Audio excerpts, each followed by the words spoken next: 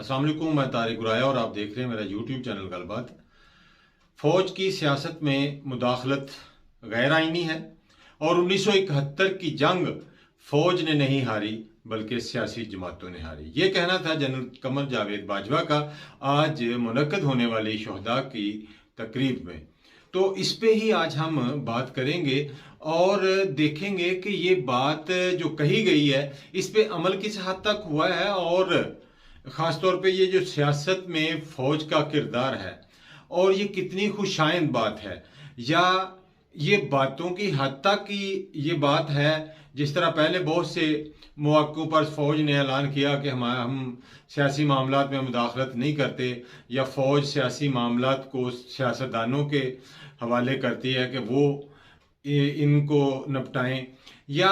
फ़ौज को मुदाखलत करनी पड़ती है उस वक्त जब ये हमारा पॉलिटिकल सिस्टम जो है, जो सियासी क़यादत है ख़ास तौर पे, वो इसको हल करने के काबिल नहीं रहती। तो आज बड़ी अहम बात की है और इसका हम आज बहुत ही ज़बरदस्त एनालिसिस करने जा रहे हैं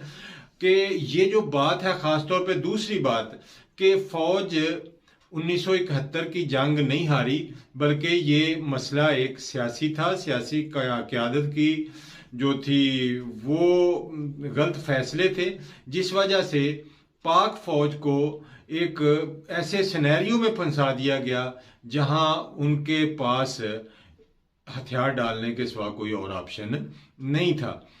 तो ये जो बात की है, ये एक नया टॉपिक जो है आज जनरल कमर जावेद बाजवा साहब ने जो है वो दे दिया है मीडिया को भी, इंटेलेक्चुअल को भी और इलाके के मुख्तलिफ तज्जिया नगार और प्लेयर्स जो है ना उनको भी। तो सबसे पहले तो हम बात करते हैं कि फ़ौज की मुदाखलत तो रही है। इसका मतलब है कि आइंदा अपने जनरल साहब का कहना था कि फ़ौज मुदाखलत नहीं करेगी। एक तो ये है कि आज तक हमेशा फ़ौज, इसका मतलब है कि मुदाखलत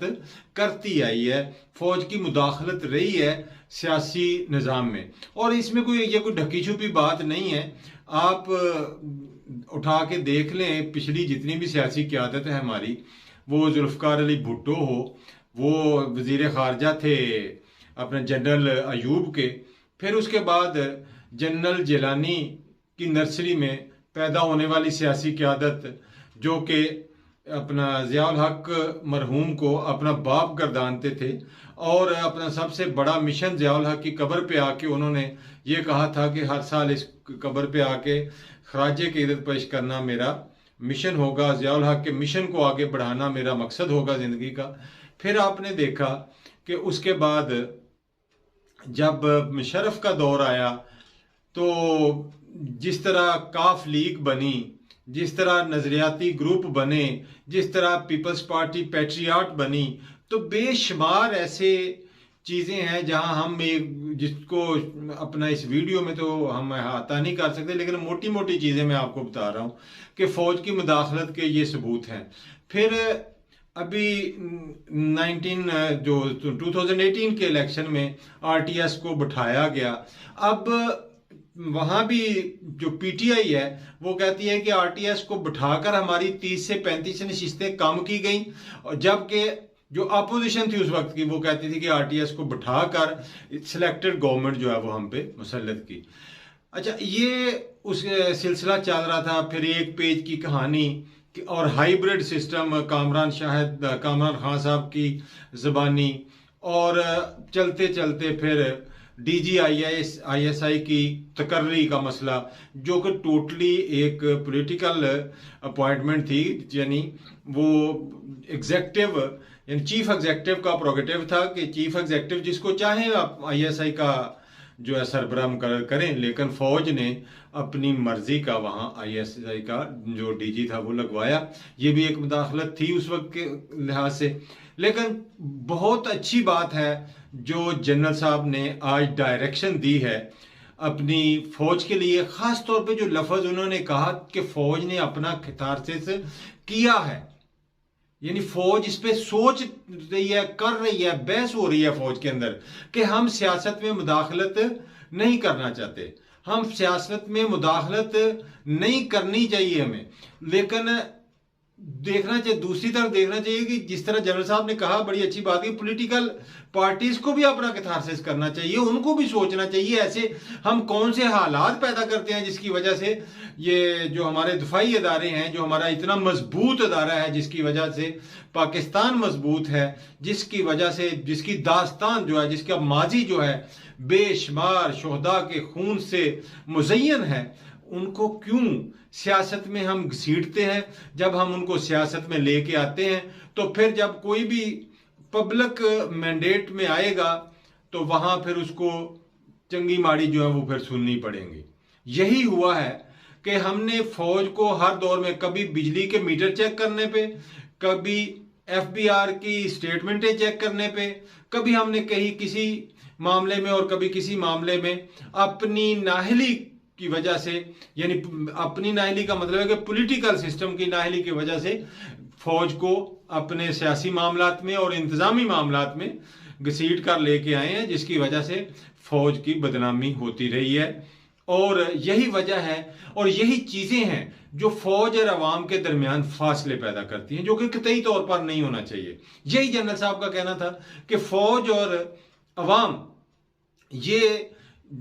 यकजान दो कालब होकर जब लड़ते हैं तो तब ही कोई जंग जीती जा सकती है। और मशरकी पाकिस्तान, शाह साहब का जो मशरकी पाकिस्तान है, उसमें जो हमारी शिकस्त थी उसकी वजह भी यही थी कि अवाम जो है फौज के पीछे नहीं थी, यानी मशरकी पाकिस्तान के जो लोग थे वो अपनी अफवाज के पीछे नहीं थे, जिस वजह से वो जंग जो है वो हारनी पड़ी। उसके कई पहलू हो सकते हैं, बहुत बहस हो सकती है कि किस तरह मुक्तिबानी के लोगों को ट्रेंड किया गया, किस तरह जदीद असला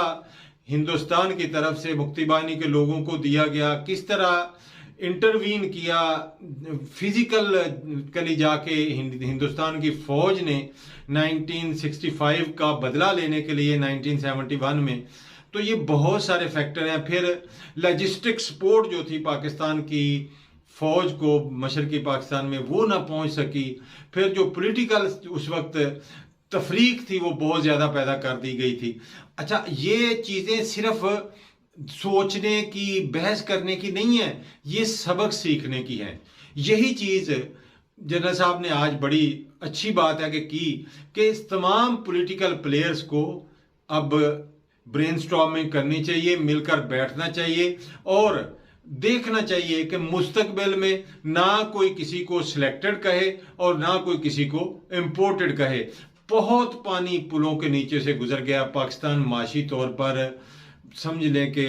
बहुत ही बुरी हालात में, मैं वो लफ्ज भी नहीं कहना चाहता, जिस पोजीशन में पहुंच चुका है।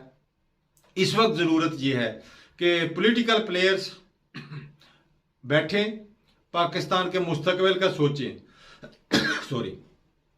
तो पाकिस्तान के मुस्तकबिल का कोई कौन सोचेगा जिसका